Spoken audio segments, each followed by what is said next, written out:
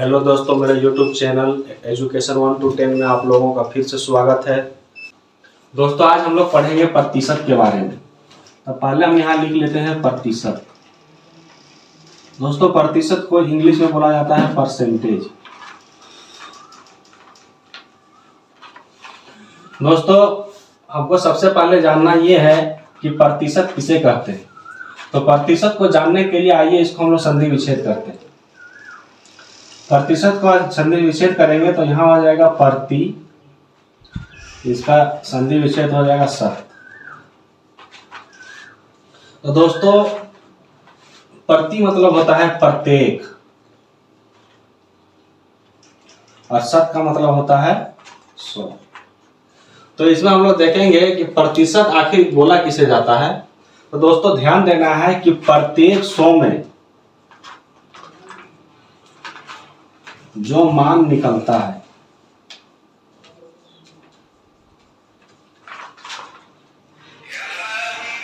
वह प्रतिशत कहलाता है।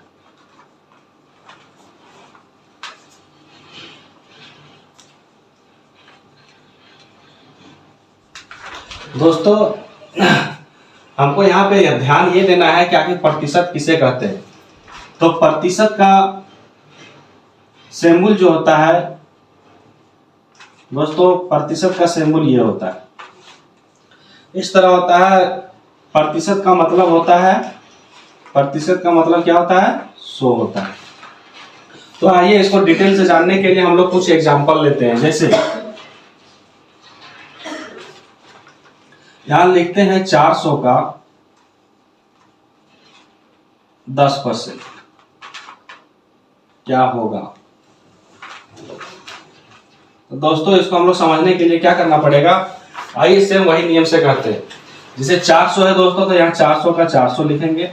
का के बदले हम लोग बोर्ड मास में पढ़े थे दोस्तों, का मतलब होता है गुना। इसका क्या है 10%।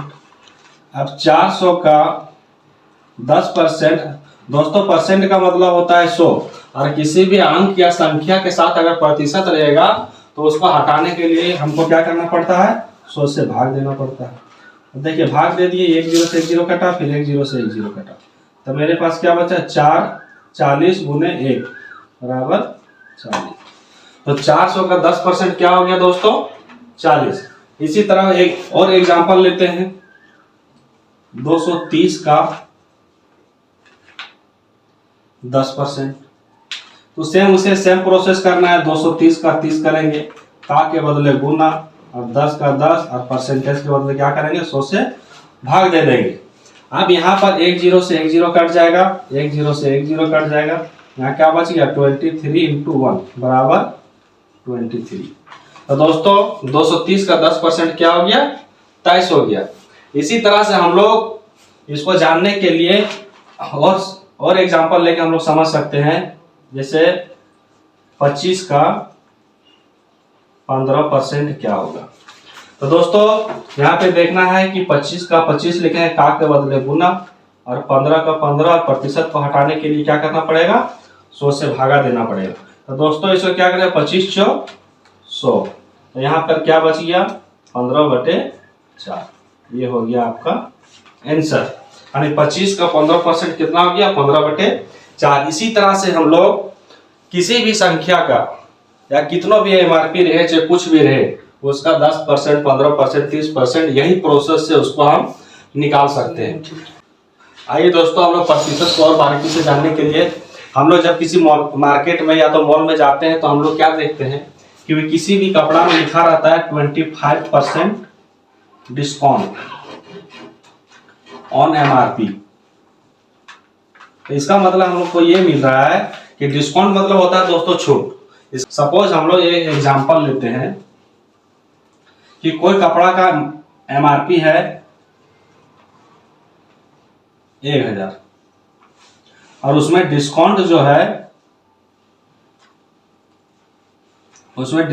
है आपको दिया हुआ है 25%। तो इसका मतलब है कि इसमें हमको कितना पेमेंट उसको देना पड़ेगा। तो दोस्तों, बहुत आसानी से निकाल सकते हैं 1000 का 25% क्या होगा। तो 1000 का 25% को हटाएंगे 100 होगा, 1 0 से 1 0, 1 0 से 1 0, अब 10 गुने 25 बराबर कितना हो गया 250। आने की एमआरपी मेरा कितना 1000 है, डिस्काउंट हमको कितना दिया 25%। इसका मतलब क्या हो गया कि 1000 में हमको 250 लेस कर देना है।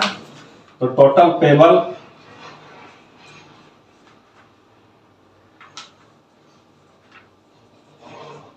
कितना करना पड़ेगा, 1000 में 250 रुपया घटा देंगे तो कितना पड़ जाएगा 750 रुपया।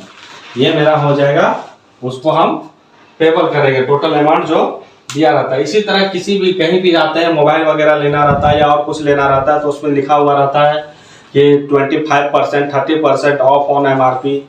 इस तरह से हम लोग क्या करते हैं दोस्तों, हम लोग समझ सकते हैं और निकाल सकते हैं कि किसी भी तरह का अमाउंट पे जितना छूट दिया रहता है उसका परसेंटेज क्या होता है, किस तरह निकाला जाता है। इस प्रोसेस से हम लोग सारा कुछ निकाल सकते हैं।